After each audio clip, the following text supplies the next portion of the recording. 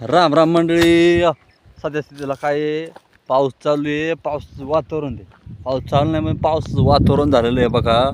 असं वाटतंय का पाऊस येतो काय आमच्याकडं, पण नाही. थोड्या चालला आहे पलीकडून, बघू येतो काय. आल्यावर काय अजून काय वाडा काय राखला झाकला नाही, काय नाही, तसंच उघड आहे.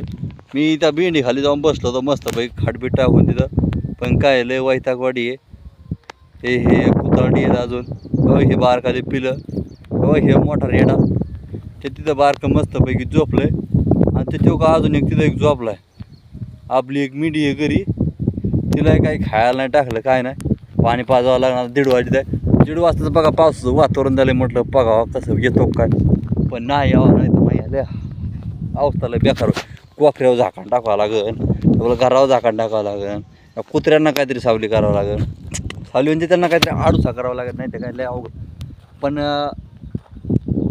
लय नाही, पण आता थोडंसं तरी थेंब थेंब पडलं तरी लय झालं. जास्त नाही यावं पाऊस. सध्या आला तरी साईडने पडावं, माझ्याकडे नाही पडावं, असं कधी होत नाही. आला तर लयच येतो, नाही आला तर पण असं वाटत नाही का येईन म्हणून. कारण इकडं ना ऊन पडले आणि इकडं पाऊस आहे. हे बघा वातावरण दिसतं तुम्हाला, पण मला असं वाटतं नाही यावं पाऊस. नाही आला तर बरं होईल.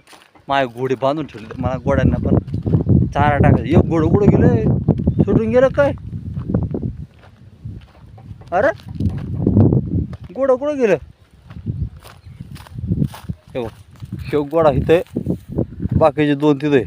पण नाही यावं, बरं होईल. नाही आलं तर तेवढं मला पिक्चर बघायला तेवढं टाईमपास भेटेल. काय लय अवघड आहे बघा. आपण घरी आता म्हातारा गेला देवाला गेल्यामुळं त्याला पावसाचं वातावरण झालं. त्या साईडला देवाचं स्थान पण त्या साईडला आहे. मलठण नाही आमच्या फलटण, अजून काहीतरी गावाचं नाव घेतलं. कारण की आपण काय त्या गावाला अजून गेलो नाही, काय नाही. लहान होतो तेव्हा गेलो देवाच्या नावाने,